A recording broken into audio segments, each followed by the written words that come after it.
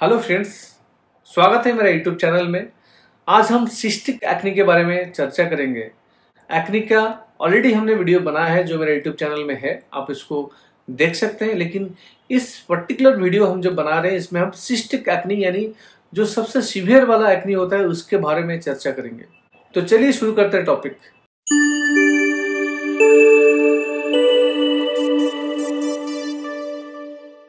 Cystic acne या नोडुलोसिस्टिक acne, जैसे कि आप फोटो में देख रहे हैं, ऐसे बहुत बड़ा बड़ा अगर किसी का चेहरे में या बॉडी में अगर ये सिस्ट होता है तो इसको सिस्टिक एक्नी बोलते हैं। ये सबसे ज़्यादा सीवियर वाला एक्नी होता है और ये ग्रेड 4 में आता है। एक्नी को 4 ग्रेड में डिवाइड किया जाता है, ग्रेड 1, 2, 3, 4। यानी ग्रेड 1 सबसे माइल्ड है जिसमें सिर्फ कॉमेडेंस आता है, ग्रेड 2 जो थोड़ा मॉडरेट है जिसमें आपका कॉमेडन के साथ साथ थोड़ा बहुत पैप्यूल आता है, ग्रेड 3 में पैप्यूल और पोस्टिल्स आता है, और ग्रेड 4 में ये सिस्ट और नोडुल्स आता है। इसको नोडुलोसिस्टिक एक्नी बोलते हैं। ये नोडुलोसिस्टिक एक्नी 20% पेशेंट में होता है।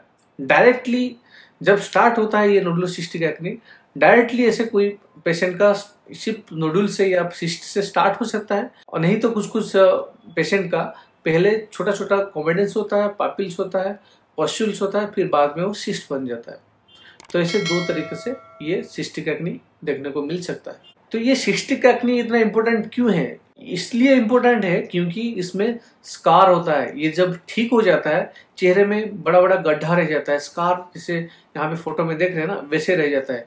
तो इसीलिए ये बहुत ज़्यादा इंपॉर्टेंट है। नॉर्मल एक्नी, नॉर्मल पिंपल तो आपका ठीक होने के बाद कोई दाग नहीं छोड़ता है, कुछ पता ही नहीं चलता है कि कुछ था या नहीं था, ट्रीटमेंट के बाद एकदम नॉर्मल स्किन हो जाता है। लेकिन ये सिस्टिक एक्नी में स्किन में बहुत सारा कॉम्प्लिकेशन यानी स्कार जो रहता है ना, इसके वजह से पेशेंट परेशान हो जाते हैं और उनका जो सेल्फ कॉन्फिडेंस ये कम हो जाता है। कोई सोसाइटी में जाते हैं तो उनको अच्छा नहीं लगता है किसी दूसरे के सामने जाके खड़े होकर बात करने के लिए, और यही है सबसे बड़ा प्रॉब्लम सिस्टिक एक्नी में, ये स्कार फॉर्मेशन। तो इसीलिए अगर किसी का सिस्टिक एक्नी हो रहा है तो इमीडिएटली आप अपने डर्मेटोलॉजिस्ट के पास जाइए, इसका ट्रीटमेंट अर्ली स्टार्ट करिए। अर्ली ट्रीटमेंट सबसे अच्छा है, बेहतर है, ताकि आपका स्कार ज़्यादा ना हो। तो ये सिस्टिक एक्नी बॉडी में कहाँ कहाँ होता है? जैसे चेहरे में तो पिंपल होता है, एक्नी होता है, इसको छोड़ के आपका इसे चेस्ट में, ये बैक में, शोल्डर में, ये एरिया में भी ये बहुत ज़्यादा सिस्टिक एक्नी देखने को मिलता है। तो इसका डायग्नोसिस कैसे होता है? डायग्नोसिस नॉर्मल है, क्लिनिकल है, आप भी देख के पता कर सकते हैं कि ये सिस्टिक एक्नी है। ऐसी कोई ज़्यादा डिफिकल्ट नहीं है, लेकिन इसका ट्रीटमेंट बहुत ही डिफिकल्ट है। तो चलिए जानते हैं इसका ट्रीटमेंट के बारे में। ट्रीटमेंट में क्या यूज होता है? ट्रीटमेंट में सबसे इम्पोर्टेंट मेडिसिन है इसके लिए आइसोट्रेटिनाइन। खाने के लिए ओरल आइसोट्रेटिनाइन दिया जाता है, जो बहुत सारा डोज में अवेलेबल है मार्केट में। 5 मिलीग्राम से शुरू करके 40 मिलीग्राम तक की कैप्सूल अवेलेबल है मार्केट में।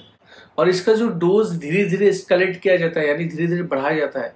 तुरंत ही हाई डोज में कैप्सूल नहीं दिया जाता है, क्योंकि हाई डोज कैप्सूल से स्किन बहुत ज़्यादा ड्राई हो जाता है तुरंत, और होठ फटने लगता है, पेशेंट को बहुत इरिटेशन लगता है। तो इसीलिए जब शुरू होता है ये दवाई, धीरे धीरे डोज बढ़ाने से आपका बॉडी इसको एडजस्ट कर लेता है। ये ओरल आइसोट्रेटिनाइन दवाई देने से पहले हम पेशेंट का लीवर फंक्शन टेस्ट कराते हैं, देखते हैं कि उसका लीवर सही है कि नहीं, ताकि ये उसका ड्रग को टॉलरेट कर सकते हैं। और एक टेस्ट होता है सेरम लिपिड प्रोफाइल, ये भी दिया जाता है, क्योंकि इस दवाई से कभी कभी कोलेस्ट्रॉल और ट्राइग्लिसराइड के लेवल बढ़ने का चांसेस है। अगर किसी का फैमिली में, या नहीं तो किसी का अगर पहले से बहुत ज़्यादा कोलेस्ट्रॉल और ट्राइग्लिसराइड है, तो इसको ये दवाई नहीं दिया जा सकता है। ये दवाई 5 मिलीग्राम डोज से 40 मिलीग्राम डोज तक कैप्सूल अवेलेबल है, आपको बॉडी वेट के हिसाब से दिया जा सकता है। और आपका जो डोज है धीरे धीरे लो डोज से इसको स्टार्ट किया जाता है, ताकि ज़्यादा साइड इफेक्ट ना हो।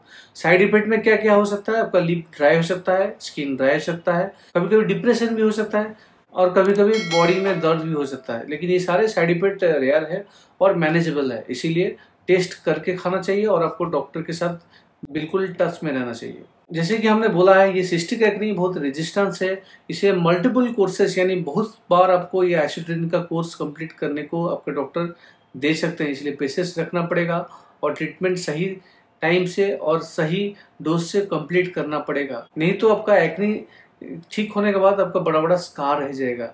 फीमेल पेशेंट जो लोग कॉन्ट्रासेप्शन यानी बच्चा नहीं लेने की सोच रहे हैं, तो ये आइसोट्रेटिनाइन के साथ साथ वो ओरल कॉन्ट्रासेप्टिव पिल भी खा सकते हैं, इससे रिजल्ट बहुत अच्छा होता है। और कभी कभी और रेजिस्टेंस केसेस में स्पाइरोलैक्टन बोल के दवाई आता है, उसको भी यूज किया जाता है। आइसोट्रेटिनिन खाने के टाइम आप किसी को ब्लड नहीं दे सकते, क्योंकि इस ब्लड अगर किसी लड़की के पास जाता है और प्रेग्नेंट हो जाता है तो उसका बच्चे में प्रॉब्लम आ सकता है। और जो यंग कपल अगर कोई रिसेंट मैरिज किया है तो उसको भी ये नहीं दिया जाता है, क्योंकि अगर ये दवाई खाते खाते अगर कोई बच्चा ले लेता है तो उस बच्चा में डिफेक्ट आने का चांसेस रहता है। इसीलिए ये देने से पहले डॉक्टर को पहले ही बता देते हैं कि आपको प्रेगनेंसी नहीं लेना है। अगर आप लेते हैं तो इसको बंद करके मिनिमम 3 महीना वेट करना है, इसके बाद आप प्रेगनेंसी प्लान कर सकते हैं। तो ये नोडुलोसिस्टिक एक्ने का सबसे बड़ा कॉम्प्लिकेशन होता है स्कार। तो स्कार का भी ट्रीटमेंट होता है। आजकल बहुत सारा एडवांस ट्रीटमेंट अवेलेबल है, डर्मेटोलॉजिस्ट के पास ये अवेलेबल है। जैसे कि आपका लेजर ट्रीटमेंट होता है, CO2 लेजर होता है, आपका सब्सिजन होता है, थर्मोरोलर होता है, TCA क्रॉस पील होता है। ऐसा बहुत सारा ट्रीटमेंट अवेलेबल है। आप अपने डॉक्टर के पास जाके कंसल्ट करिए, वो आपको हेल्प करेंगे। कभी कभार ये आइसोट्रेटिनिन खाने के बाद फ्लेयर अप हो सकता है, यानी आपका एक्ने बढ़ सकता है। आपको लगेगा कि एक्ने मेरा बढ़ रहा है, तो उस केसेस में आपका जो डॉक्टर है आपको ओरल स्टीरॉइड दे सकते हैं। शॉर्ट कोर्स यानी कम टाइम के लिए आपको स्टीरॉइड दे सकते हैं, ये दिया जाता है, इससे आपका बेनिफिट होगा। और कभी कभार आपका इंजेक्शन भी दिया जाता है। ये जो सिस्ट के अंदर छोटा छोटा इंजेक्शन दिया जाता है, और ये इंजेक्शन बहुत केयरफुली देना होता है, क्योंकि अगर ज़्यादा डोज में हो जाता है तो आपका ज़्यादा स्कारिंग हो जाता है और परमानेंटली वहाँ पे एट्रोफी यानी गड्ढा हो सकता है। इसीलिए जब भी आप ऐसे इंजेक्शन देते हैं, जो क्वालिफाइड है, जो एक्सपीरियंस है, उनके पास ही ये ट्रीटमेंट कराइए। तो ये था नोडुलोसिस्टिक या सिस्टिक एक्ने के बारे में। उम्मीद है आपको आज बहुत सारा नया चीज़ सीखने को मिला है। अगर आपको ऐसा वीडियो अच्छा लगता है तो मेरे यूट्यूब चैनल को सब्सक्राइब करिए, और ये वीडियो जिसका सिस्टिक एक्ने है उसको शेयर करिए। थैंक यू, नमस्कार। फिर मिलेंगे कोई दूसरा टॉपिक के साथ। जय हिंद।